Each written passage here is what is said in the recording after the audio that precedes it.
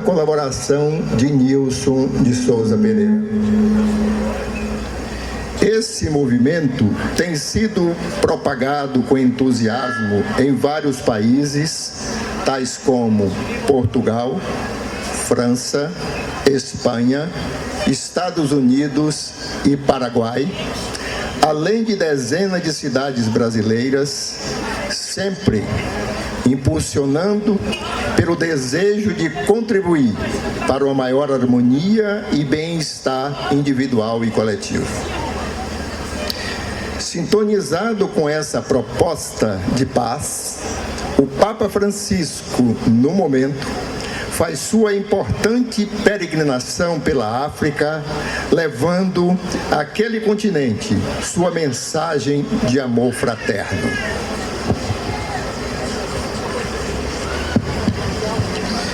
Aqui temos a alegria de contar com a presença de Dom Armando e Divaldo, que, atendendo ao convite do casal Epaminondas Correia e a professora Wanda Correia, vieram trazer-nos sua mensagem de esperança na possibilidade de um mundo pacífico pelos princípios cristãos.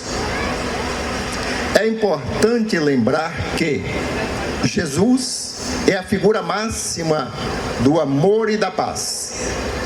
Quem lhe segue o exemplo procede bem, age corretamente, ama, possui o sentimento de gratidão, tanto à vida quanto a Deus. O Conselho Regional 12 da Federação Espírita do Estado da Bahia, com imensa gratidão pela sua visita aos membros que compõem o Conselho, homenageia Divaldo.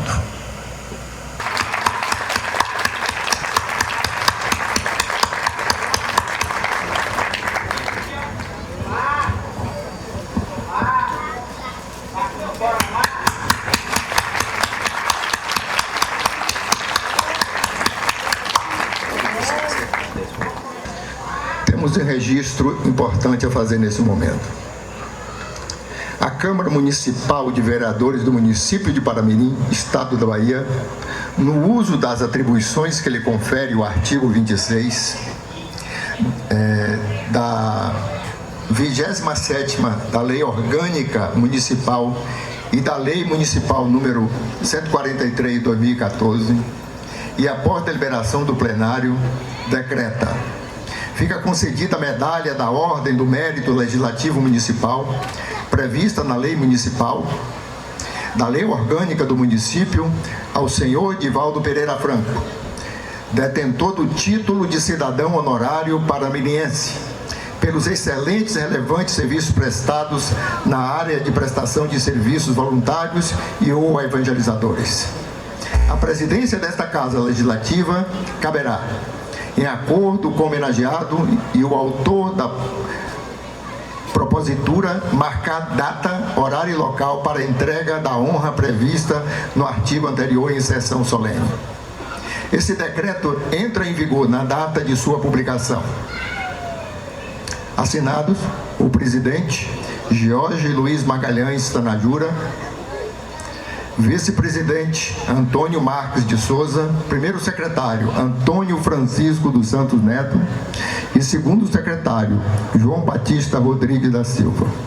Neste momento, Divaldo, você receberá uma placa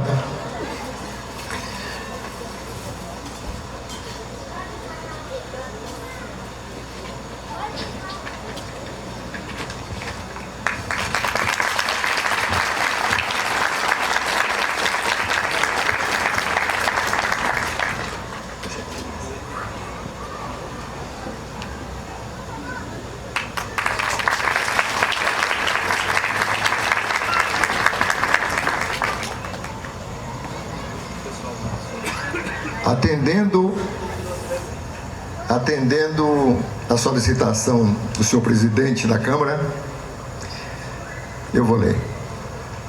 Divaldo, talvez não existam palavras suficientes e significativas para que nos permitam agradecer a você com justiça por tudo que fez por Paramirim. Mas tudo o que podemos fazer é usar palavras para agradecer. Muito obrigado. Com todo o carinho e do coração, nós agradecemos e para sempre nossa gratidão será sua.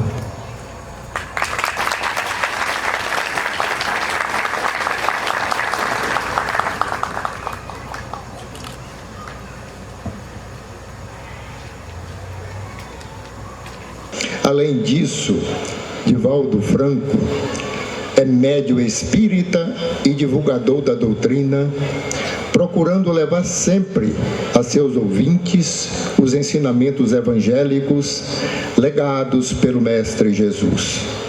Já proferiu inúmeras palestras no Brasil e em vários países dos 5 continentes, levando sempre palavras de consolo, esclarecimento e esperança em um mundo mais igualitário. Portanto, o mais importante não é ficar aqui colocando as virtudes de Divaldo, é ouvi-lo. Passamos, portanto, a palavra a Divaldo. Antes, no entanto, gostaria de ressaltar que ele vai sentar aqui e vai fazer a palestra sentado em função de doença que acomete no momento. Então, com vocês, a palavra de Divaldo.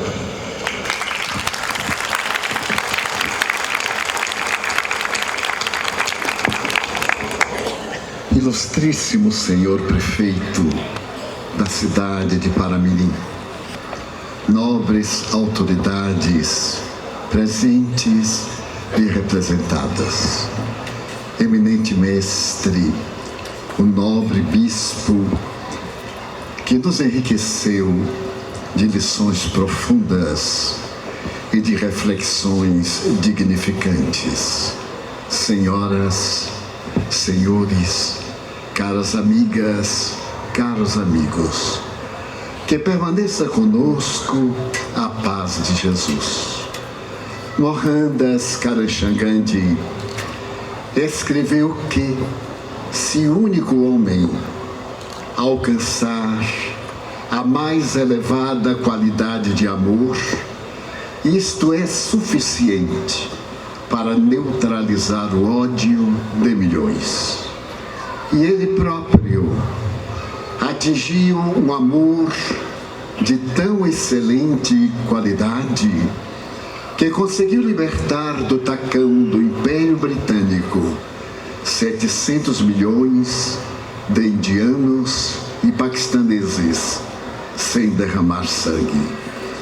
Na sua proposta denominada Ahimsa, de não violência, ele estabeleceu como princípio básico a paz interior.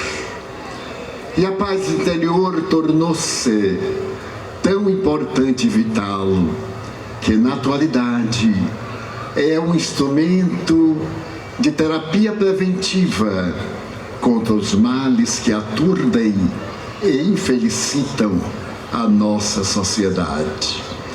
A mulher e o homem modernos alcançaram o mais alto nível de tecnologia de ponta. Através da cibernética, reduzimos o mundo por meio da comunicação virtual. Jamais houve tanto interesse pelo ser humano como na atualidade. No entanto, nunca houve tanta violência, desamor, como nestes dias de ciência e de informação pessimista, aniquiladora. Porque o ser moderno parece haver perdido o endereço de si mesmo.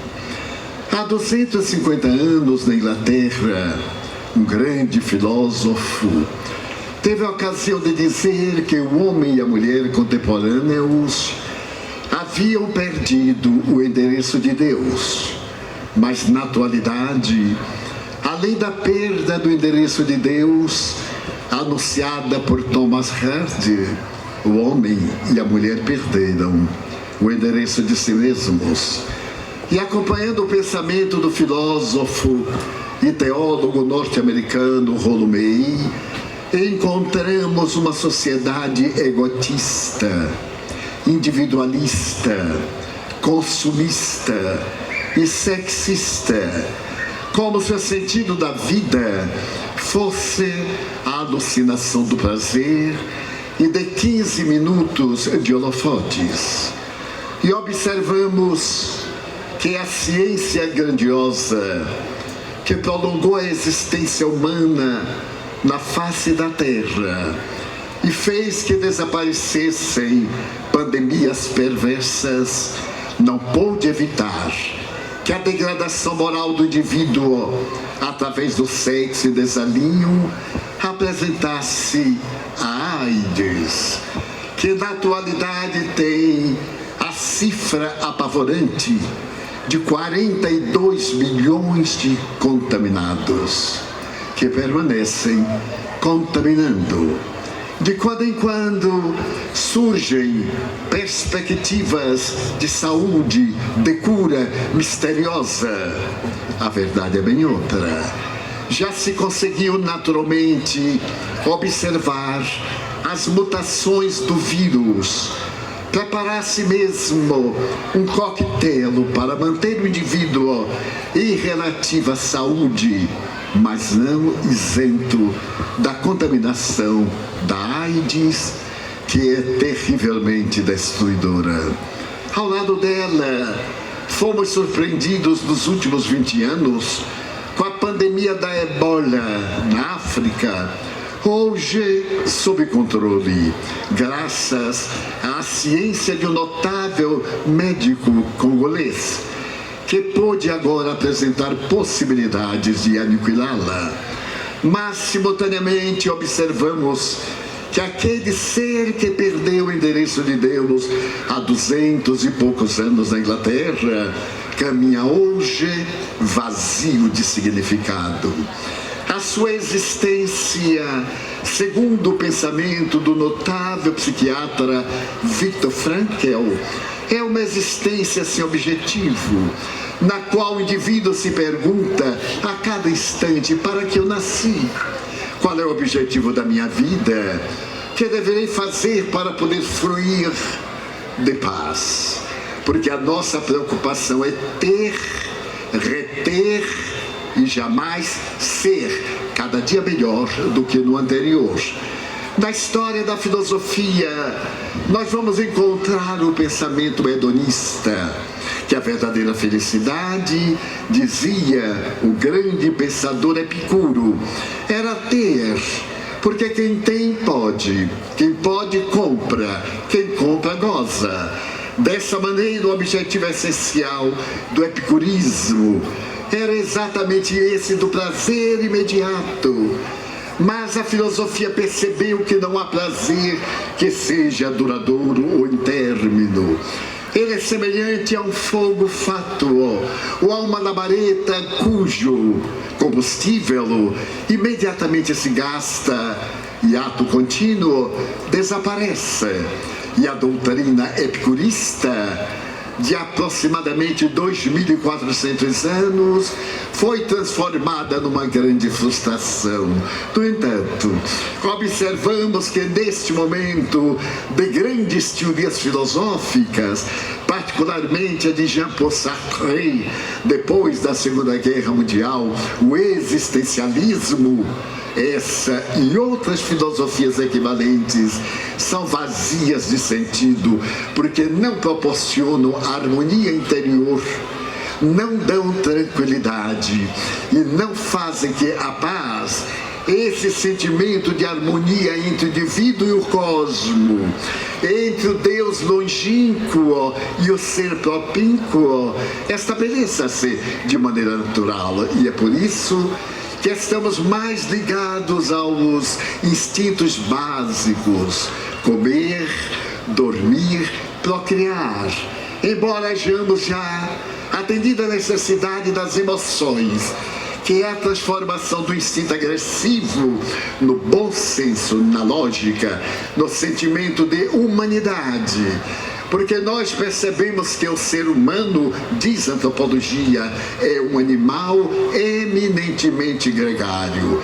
E na condição de animal gregário, ele não pode viver sem a presença, sem a companhia de outrem, o que o leva a essa convivência que denominamos social. Mas a convivência social, como acabamos de ouvir pelo eminente sacerdote bispo, é muito vazia de sentido profundo. Porque ao falarmos de amor, logo nos ocorre o amor freudiano, a libido. A palavra está muito desgastada, a tal ponto que, quando vamos realizar sexo, dizemos, vamos fazer amor. No entanto, os animais, os cães, também fazem sexo e não se amam. Jesus, o mais notável o mais notável curador da humanidade e o mais extraordinário pensador que a humanidade jamais encontrou, recomendava-nos que através do amor nós encontramos a plenitude. E é o único vulto da história que introduz na filosofia, na ética, o sentido do amor ao próximo como o amor a si mesmo, convidando-nos a uma reflexão muito profunda. Só pode amar ao próximo aquele que a si mesmo se ama. Porque é muito comum em nossos devaneios psicológicos, em nossas frustrações, apaixonarmos-nos pelo outro, tomar o outro como modelo de perfeição, quando está ali a nossa frustração e a nossa transferência emocional, desejar que ele tenha as qualidades que nós não temos e a conduta que nós não possuímos, o que é um grande equívoco, porque logo mais nós perdemos essa paixão, que nada mais era o desejo da libido, que após atendido perde totalmente o seu significado.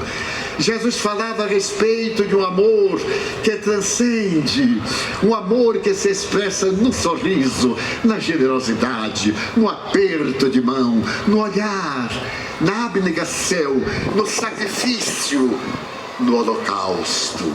Não iremos referir-nos aos mártires da fé cristã, daqueles 300 anos do começo do cristianismo na Terra, em cujo período 1 milhão de pessoas, 1 milhão aproximadamente de pessoas, deram a sua vida com galhardia e entusiasmo por amor a esse peregrino da ternura.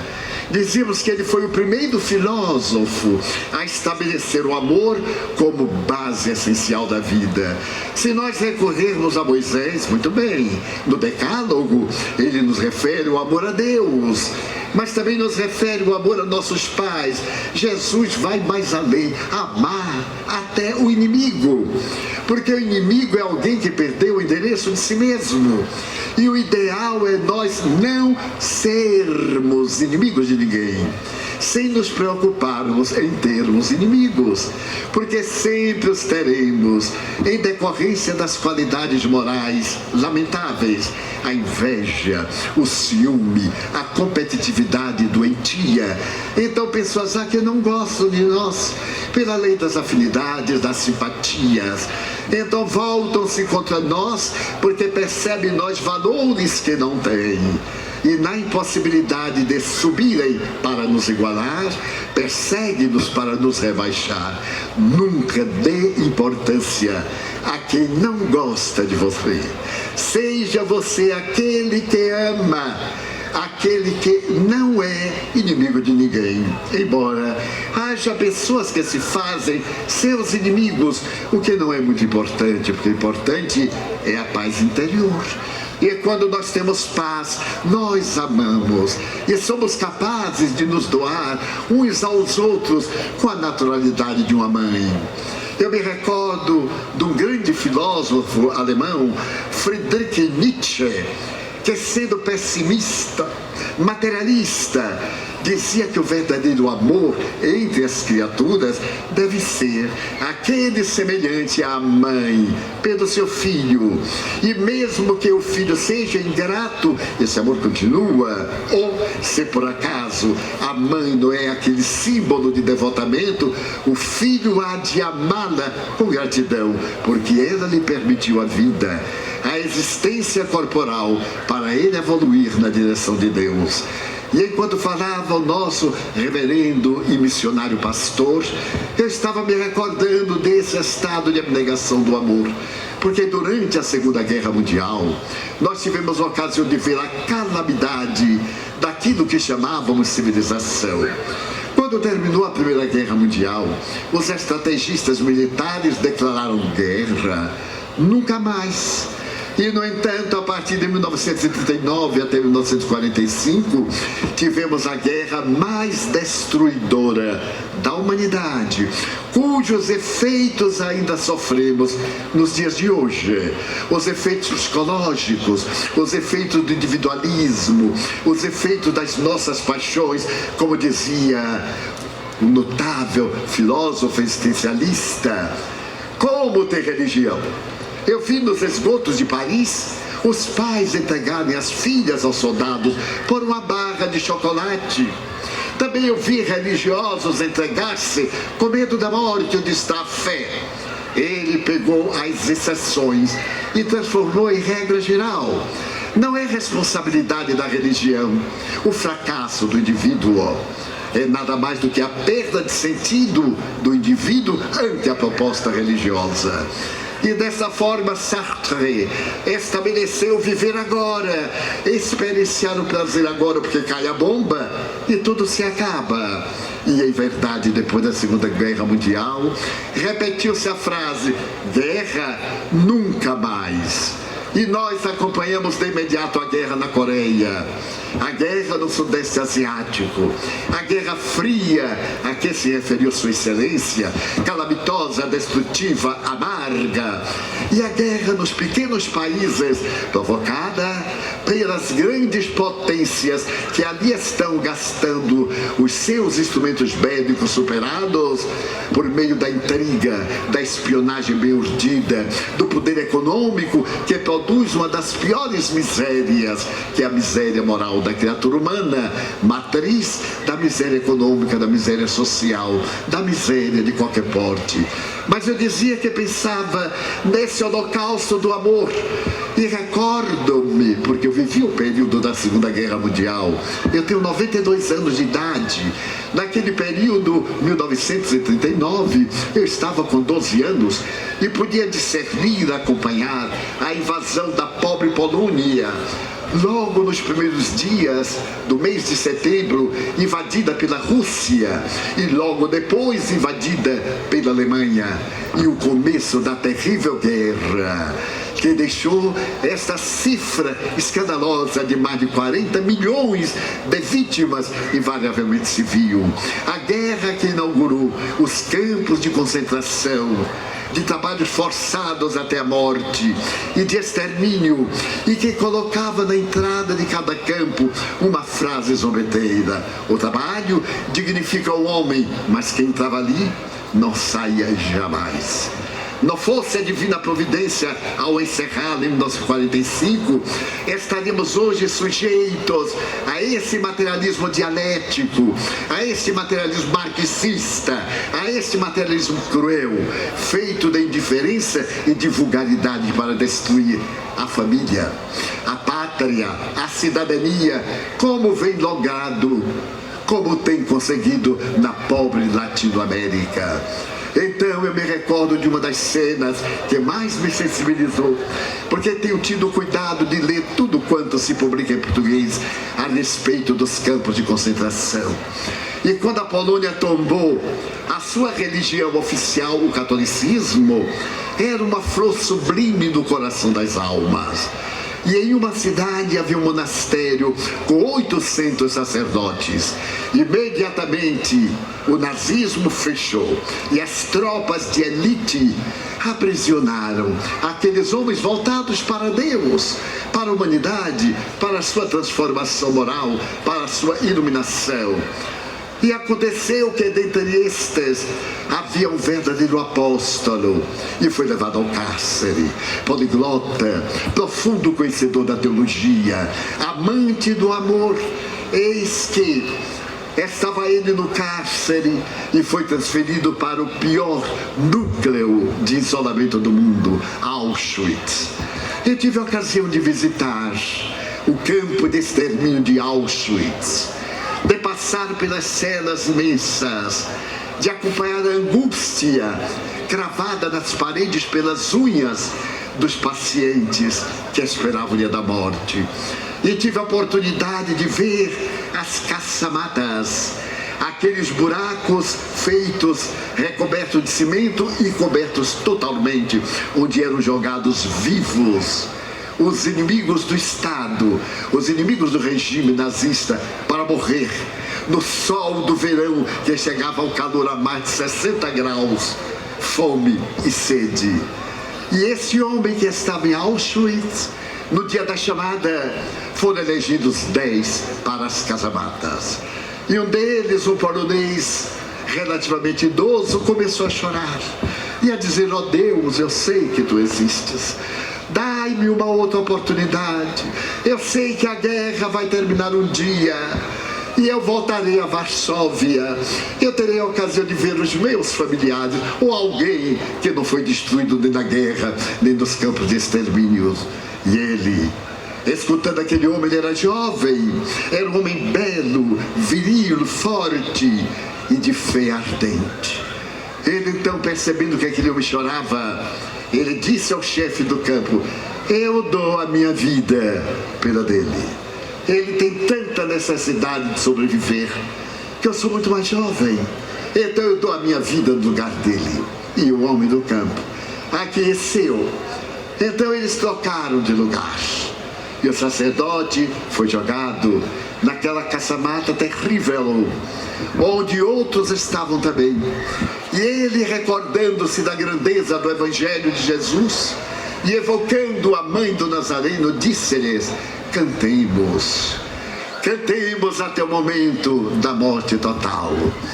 E se podia ouvir no campo aquelas vozes abafadas que saíam do cativeiro, que saíam daquele forno insuportável. E naturalmente foram morrendo os mais fracos, foram morrendo. E ao quarto dia se necessitou da casamata.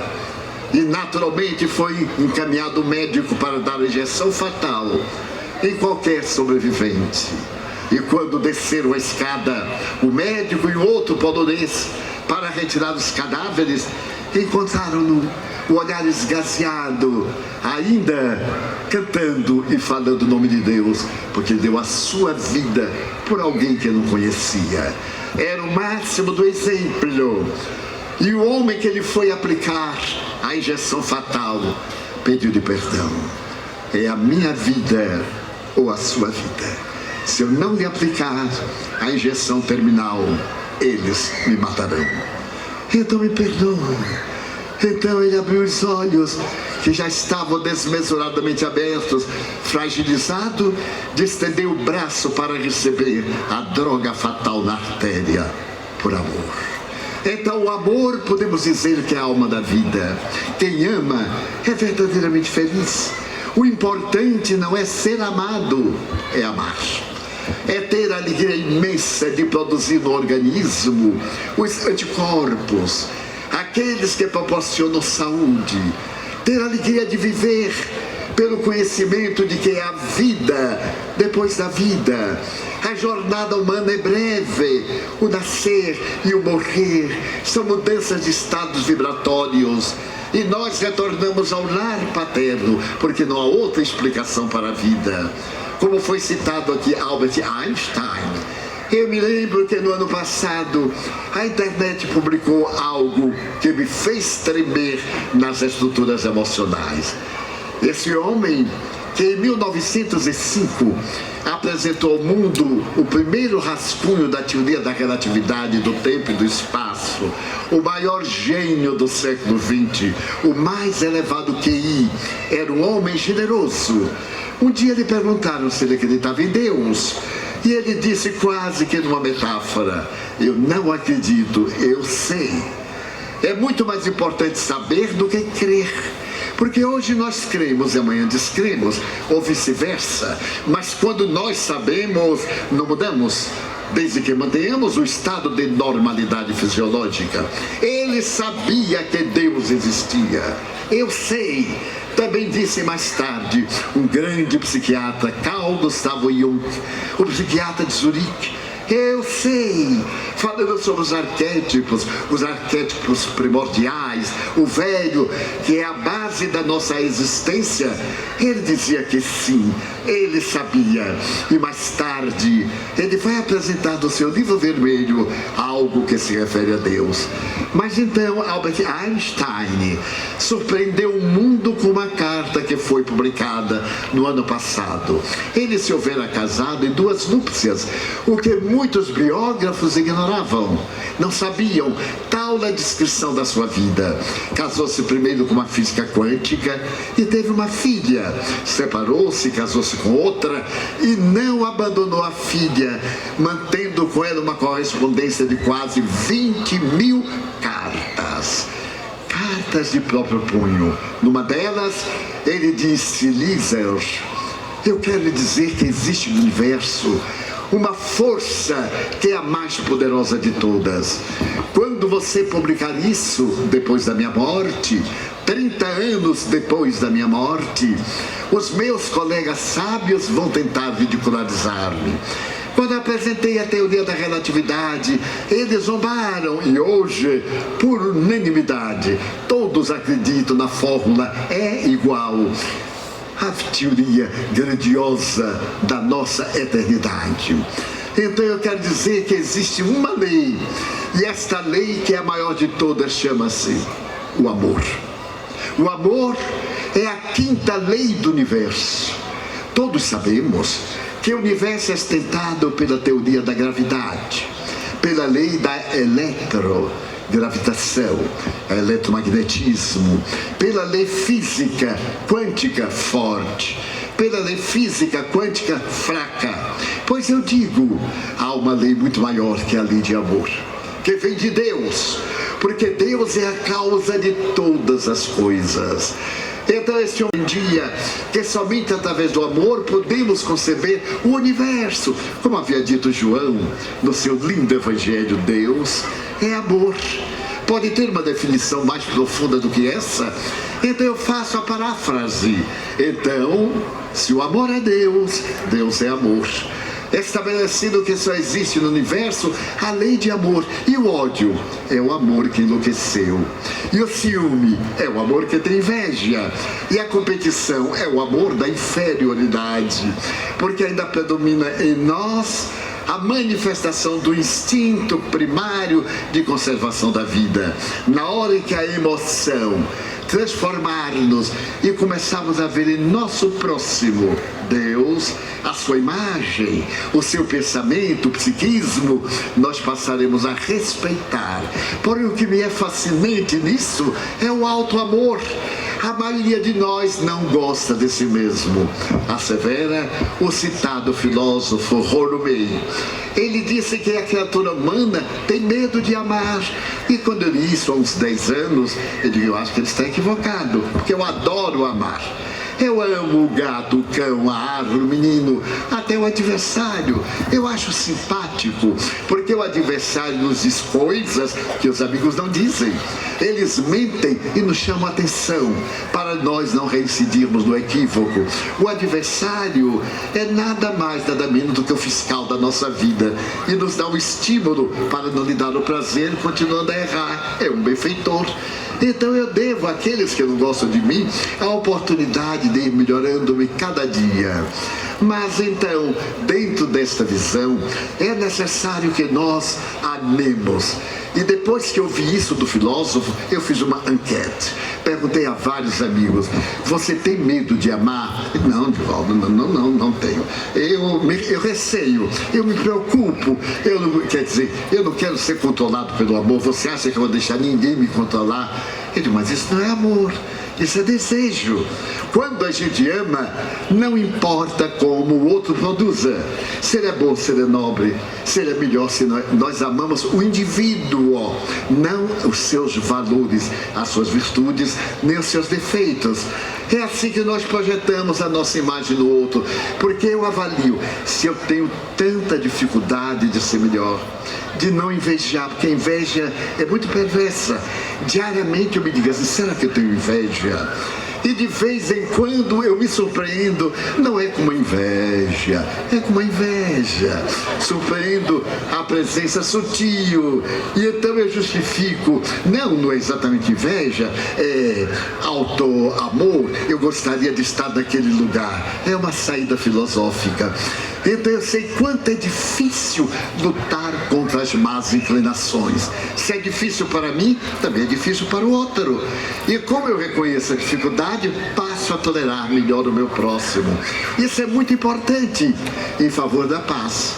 Porque se eu não tenho a realidade da autoanálise, eu sou bulhento, sou perturbador, sou destruidor de alegrias. Eu noto como as pessoas têm prazer de dar más notícias. Eu tenho amigos na internet e eu, sendo uma pessoa idosa, tive muita dificuldade de me adaptar ao tal do computador, porque eu era o rei da máquina datilográfica. Eu digitava com a velocidade imensa e quando me apareceu este antipático e um amigo me falou, eu digo: não quero nem ouvir falar nesse bandido. Você acha, eu estava com 70 anos quando chegou o terrível, que eu vou me adaptar a essa máquina, Divaldo? Olha aqui, o computador é o filho da máquina datilográfica. Por quê? Porque o teclado é o mesmo. Eu já achei uma vantagem. Eu digo: então eu posso digitar. Dei uma olhada e achei uma maravilha. Então eu me lembrei de uma coisa muito interessante. Um amigo me havia contado que Satanás um dia disse a Jesus: você quer governar a terra. No entanto, seria bom se nós fizéssemos uma disputa de computação. Jesus disse assim: meu filho, eu não tenho tempo para essas venalidades. Então os outros Satanás adoraram. E como tem mais Satanás do que anjo bom, os anjos bons sofriam bullying dos Satanáses. Fizeram uma comissão e foram a Jesus: Senhor, nós vamos deixar que esta ralé nos critique, aceite a disputa. Jesus é o amor.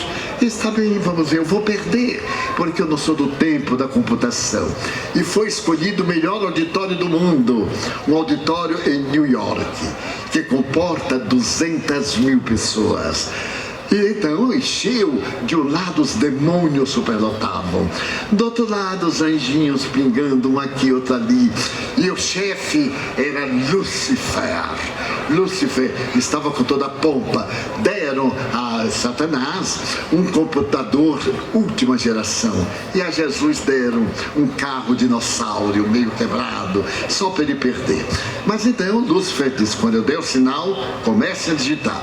Deu o sinal, e então Satanás digitava com velocidade tremenda, e Jesus catava milho. Um dedo aqui, outro ali. Todos os anjos entristeceram, até que foi dado o sinal, parou, e a comissão demoníaca foi examinar. Examinou a prova de Satanás chefe, e também examinou de Jesus. Tinha só umas palavrinhas, e deram o ganho a Jesus. Então os demônios rebelaram: mas como? Ele disse assim: porque só Jesus salva. Claro, porque se não salvar no computador está perdido, né? Perdeu tudo. Agora que entenderam, só Jesus salva. Então, é necessário amar. Satanás escrevia rápido, mas não salvava nada. Estava totalmente perdido. Então é necessário que nós nos salvemos. E eu fui para aprender a tal da computação. E achei curioso que hoje eu sou um craque na digitação, mas só na digitação. Porque o computador tem uma tecla que não devia ter, mas tem. E um amigo meu, da minha idade, que também tem dificuldade, ele, por certo, só batia na tecla que não devia ter, mas tem. E aí a tela ficava em branco. Então um dia ele chamou o netinho, Guilherme, venha cá, pelo amor de Deus, o que é que tem esse demônio? Que a nós dá vontade de logo de dar um soco no computador e encerrar a conversa. Aí o menino disse assim, vô, olha aqui, shift, del, tal. Aí voltou, ele olhou para o menino, meu filho, vô, é coisa para jovem. E foi brincar. E o velhote continuou, e novamente bateu na tecla que não devia e a tela foi branca. Ele agora gritou irritado, Guilherme, o que é que tem? Vô, é o seguinte. E então, colocou os dedinhos e voltou. Aí o avô disse, mas que coisa. Ele perguntou, vô, posso lhe fazer uma pergunta? Pois não, Gui. Como é que você vivia antes de eu nascer? Porque Guilherme sabia tudo e o velhote não sabia nada. Então eu vou atrás do computador e descubro a grandeza da cibernética nas redes sociais. Quer dizer, descubro a vacuidade humana. Porque eu leio às vezes a felicidade da pessoa comparecer ali no Facebook, ali comparecer no Instagram, feliz, e eu conheço a pessoa é desventurada. Então ela bota a fotografia sorrindo, maquiada, bonita, para matar de inveja o próximo. Porque são pessoas depressivas, pessimistas.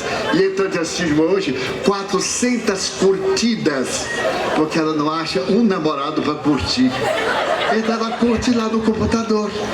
Então é necessário que nós tenhamos o alto amor. Eu me amo. E então quando nós formos curtir-nos a nossa mensagem, nós colocamos um outro nome e curtimos a nossa mensagem. Através desse alto amor, nós passamos a ser úteis e a trabalhar na paz. Como? Através de uma ética de comportamento. Infelizmente, o palavreado chulo, as comunicações e o site de degradação moral, estimulando o suicídio, o homicídio, os crimes hediondos, as manifestações da indignidade humana multiplicam-se no computador. Necessário fazermos uma viagem em direção àquilo que Jesus fez conosco, a educação. Ele não aceitou nenhum título e disse ao moço rico, bom, somente o pai, mas mestre eu sou. Aquele educador de nossas almas, que nos ensinou a trabalhar as nossas imperfeições morais, que Carl Gustavo Jung chama a nossa sonda psicológica, a nossa tendência para o mal, para a prática do erro. Então nós estamos numa grande conjuntura, porque nos divorciamos da paz, somos agressivos, estamos armados uns contra os outros, quando deveríamos ser amados uns pelos outros. Eu viajo muito, desde há mais de 70 anos que eu viajo. E estou sempre no aeroporto. Eu até já tenho um cheirinho de aeroporto. Mas eu sou uma pessoa alegre. Ainda mais que nasce na Bahia, tem toda a razão para ser alegre. Aonde é que a gente vê na Europa? O céu deste, meu Deus, sem uma nuvem, também sem chuva. Mas assim mesmo não se pode ser perfeito. Onde é que nós encontramos as praias de Itapuã, na Suíça? Eu falo sobre elas e mato o suíço de inveja. Até eu dou uma melhorada, natural. Eu digo aquelas areias brancas beijadas pelas espumas, também como rendas, ante as palmeiras que o vento penteia e se canta na voz de Dorival Caymmi. Eles ficam mortos de inveja. Eu digo, é o mínimo que eu posso fazer pela Bahia. Então, nós vamos verificar uma coisa muito curiosa através dessas observações. Quanto nós necessitamos deste amor ao nosso próximo, até mesmo ao inimigo, como me referi, mas sobretudo como nós temos necessidade de religião. Dizia Jung que o ser humano, o homem e a mulher, são animais religiosos. E quando houve um trabalho notável de decodificação do genoma humano, no dia 26 de junho do ano de 1950, no ano 2000, na Casa Branca, o presidente Bill Clinton declarou ipsis verbis: agora, depois da decodificação do genoma, eu creio como Deus fez a criatura humana. Através, portanto, da ciência, chegou a Deus. Através de Deus, chegamos à ciência, que é por Deus inspirada. E então, nós hoje vemos a genética dizer-nos que nós temos 35 mil genes. Mas um gene é o gene de Deus. Todos nós nascemos teístas e mudamos de comportamento pela educação, pelo meio social. É natural, portanto, que nós modifiquemos esse meio social, seguindo as palavras desse filósofo, desse psicoterapeuta, que é Jesus Cristo. Que compreendamos que somente o amor cobre a multidão dos erros, dos nossos pecados. E que conseguir a paz é tão essencial que a palavra paz era substantivo. Quando estudei, era substantivo. Mas agora o Aurélio, o grande dicionário, diz que paz é verbo, pazear. Eu pazeio, tu pazeias, ele pazeia. Quer dizer, eu faço a paz, tu fazes a paz. Nós fazemos a paz. Como fazer a paz? Madre Teresa disse com muita propriedade: quer que haja paz na terra? Vá para casa agora e mantenha a paz com a família. Uma família de paz, dizia Gandhi, estimula o vizinho. Dois vizinhos em cujos lados tem paz, tem uma rua de paz. Uma rua de paz em uma cidade cria um bairro com paz. E assim sucessivamente, até chegarmos à paz mundial, que depende da nossa paz. Quando nós criamos o movimento Você, Eu e a Paz, foi no momento em que eu estava em crise emocional. Eu estava com 70 anos e examinei a minha vida, quase inútil. Havia sido educador, me havia dedicado à função pública, me havia dedicado a dar aulas a crianças embaixo de mangueiras, ali dentro da invasão do bairro do Uruguai. Começamos com caixotes de cebola, porque a ignorância, o analfabetismo, é uma cegueira tremenda. Dar a luz do conhecimento para entender Deus. Então, fazendo um retrospecto, eu havia visitado penitenciárias, leprosários, visitei todos os leprosários da América do Sul, porque eu tenho no inconsciente aquele significado da lepra, da hanseníase, que voltou a cada 15 minutos no Brasil, um caso novo. Por quê? Por causa da nossa psicosfera, a nossa vida mental, a nossa vida moral. Então nós atraímos a doença por sintonia de pensamento. Mas então Madre Teresa de Calcutá dizia: vá para casa, faça a paz em casa e contaminará a outra casa e virá a paz do mundo. Assim, naquele ano que eu estava com 70 anos, depois de visitar alguns antros, alguns cárceres, que são chamados de escolas de reabilitação. Eu não sei de que reabilitação é, mas deve ser escolas de doutorado do crime, porque são considerados animais, menos do que animais. Hoje nós amamos os pets, os animais. Depois de haver visitado um desses mais terríveis na Guatemala, em uma ilha Frailes, então eu digo, eu tenho que fazer alguma coisa, meu Deus. Não basta a paz interior. Eu tenho que levar esta paz aos meus meninos. E falava com eles sobre a paz. E dizia, toda vez que nós agredimos alguém, nós estamos agredindo a nós mesmos. Estamos descontentes conosco, expulsamos Cristo de dentro de nós. E não pode. Nós temos que a nossa boca seja aquela por onde Jesus fala do amor. Nossos braços acariciar aqueles que Jesus sustenta, os infelizes, os que perderam o rumo. E então me veio a ideia de visitar escolas e falar sobre a paz. Com 2 companheiros visitamos algumas escolas, mas os professores não eram muito simpáticos à paz. Eles diziam que ganhavam pouco, o que não tem nada a ver com a paz. São os governos injustos. Se houvesse justiça, como diz o Salmo, haveria paz. Uma coisa está vinculada à outra, canta o salmista. Então eu disse, vou fazer uma coisa ousada. E falar, por exemplo, da Barra Avenida, no bairro elegante? Não. Eu vou falar nos bairros piores da cidade do Salvador. Como eu era muito amigo do senhor secretário de Vigilância Pública, eu perguntei a ele que eu estava com vontade de falar do Nordeste de Amaralina. Ele sorriu e me disse, Divaldo, você lá não entra. Se entrar, não sai. Eu digo, então eu tenho que provar que acredito na paz. Eu estava acostumado a falar nas penitenciárias, da Freicaneca do Rio de Janeiro, falei mais de 30 vezes, na de Salvador e noutras, porque eu acredito na paz e não tenho medo. Então alguém me disse assim, mas se lhe matarem, eu digo, mas todos nós vamos morrer. A data depende de Deus e não de nós. Então fiquei tranquilo. E aí eu fui ao Nordeste de Amaralina. Bem, eu pedi licença ao chefe do tráfico, porque há o quarto poder. E ele disse que eu teria que não falar sobre droga e com poucas pessoas, senão ele não deixava entrar. Eu digo, olha, eu estou lhe pedindo licença, porque o secretário de segurança me recomendou.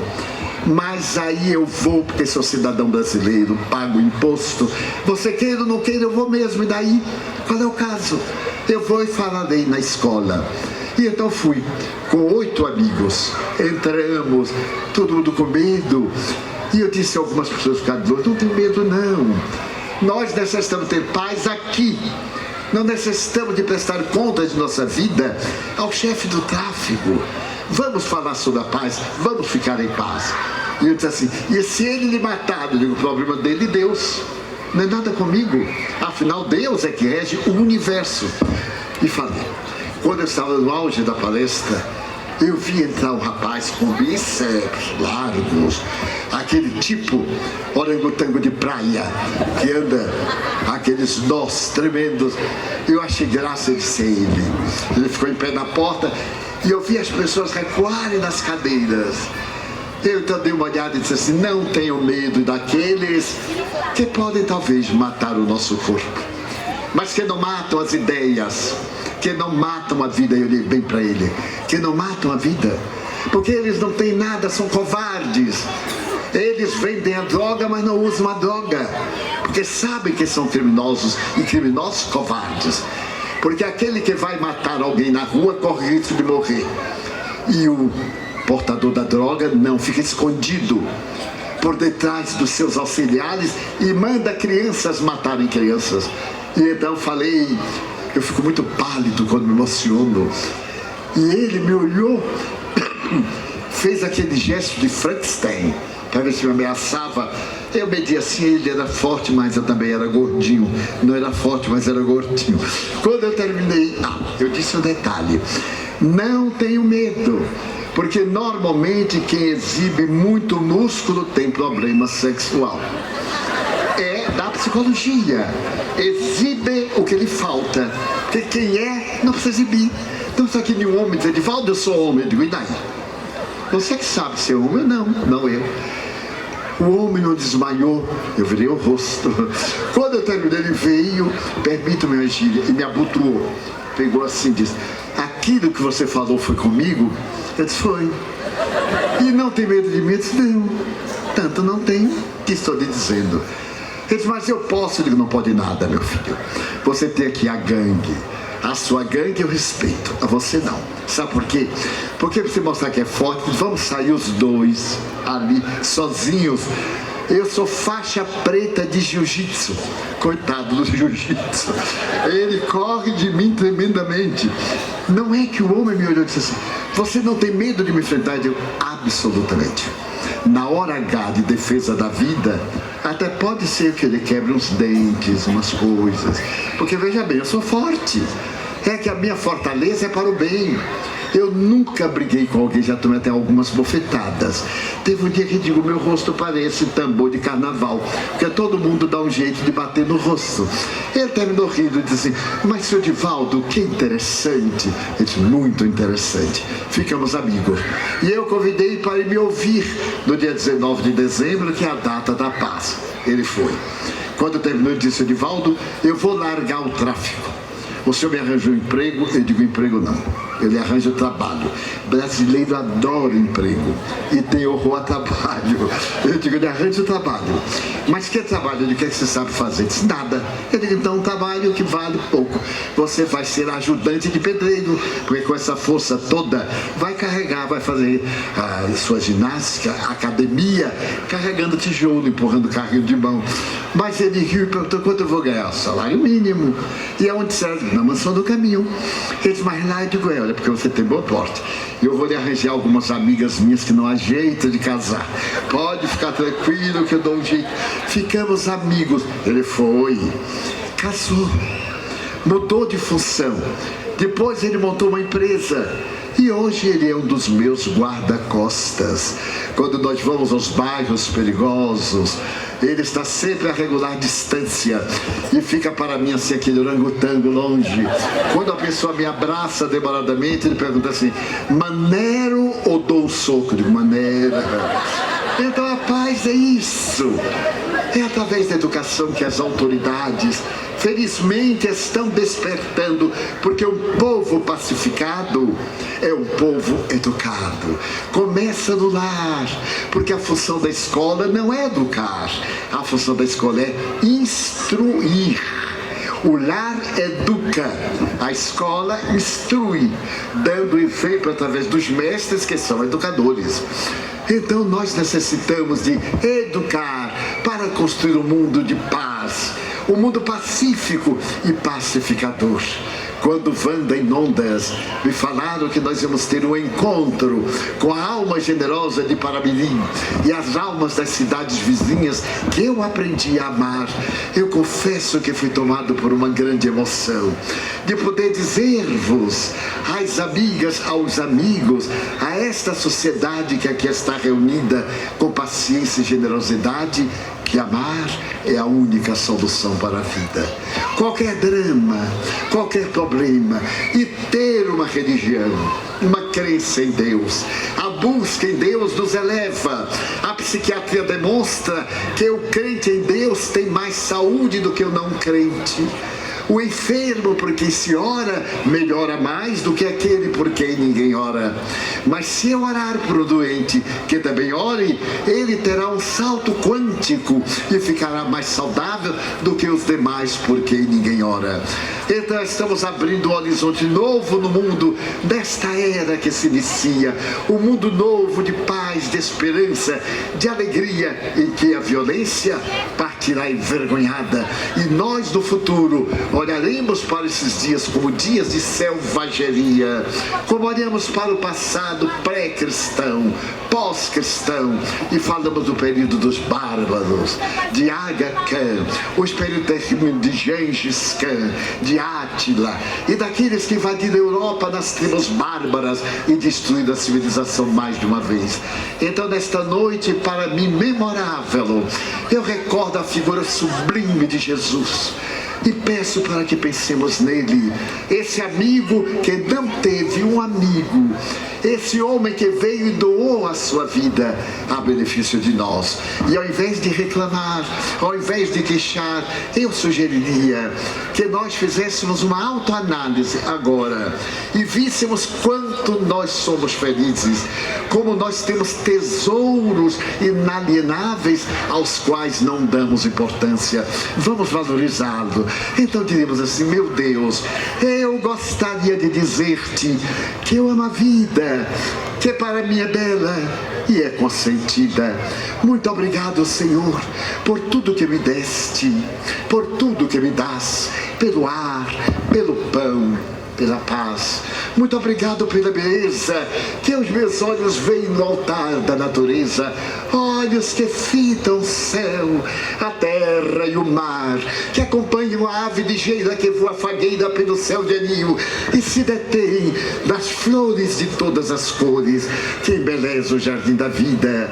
Mas na minha percepção de ver, eu descubro aqueles que não podem enxergar, e por eles me ponho a orar, porque eu sei que depois desta vida, na outra lida, eles poderão vislumbrar. Muito obrigado, Senhor, pelos ouvidos meus, que me foram dados por Deus, ouvidos que ouvem a música do boiadeiro, as lágrimas que vertem os olhos do mundo inteiro, ouvidos que ouvem a canção daqueles que derramam melodias, e diante da minha faculdade de ouvir pelos surdos eu quero pedir, porque eu sei que depois desta prova, na vida nova, eles voltarão a ouvir.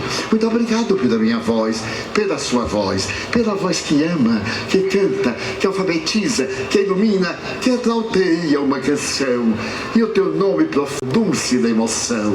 Diante da minha melodia eu quero rogar pelos que sofrem de afasia, aqueles que não falam de noite, aqueles que não cantam de dia. Eu oro por eles, porque eu tenho certeza que através do amor tu lhes concederás a oportunidade de louvor.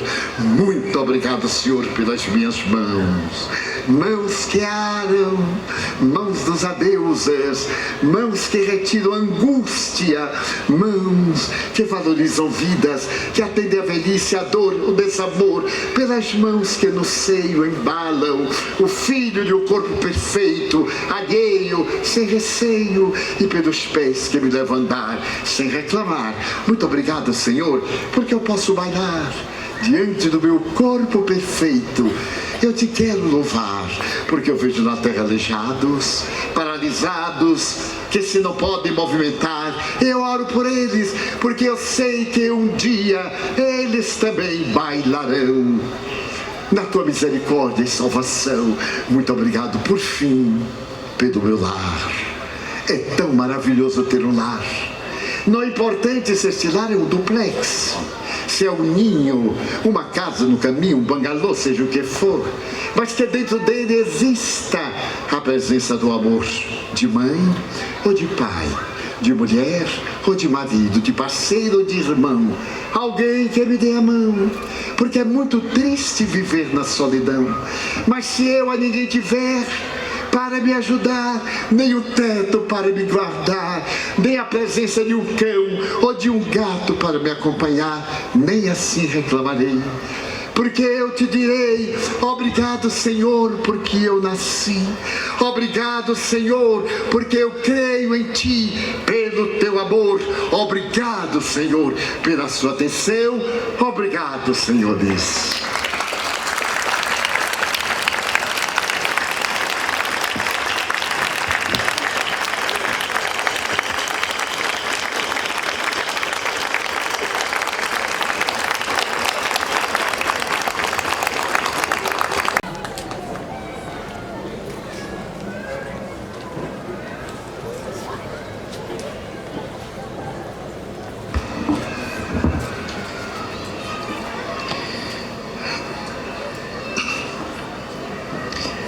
Divaldo, nossa gratidão por mais uma vez tocar nossos corações com suas palavras.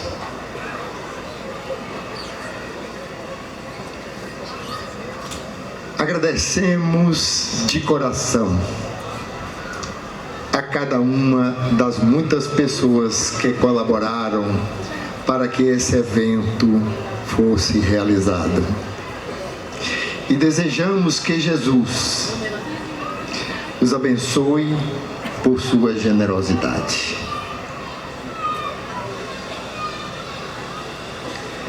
Para aqueles que querem conhecer um pouco mais a respeito de Divaldo, vão ter oportunidade de assistir o filme que será lançado na próxima quinta-feira, dia 12,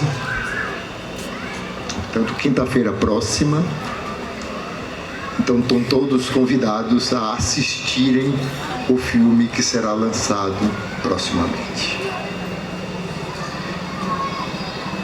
Em face da hora, nós teremos que começar a finalizar, então, o nosso evento. Para isso, gostaríamos que todos ficassem de pé para finalizarmos este evento de forma emocionante. E para isso, cantaremos juntos a música de Nando Cordel, Paz pela Paz.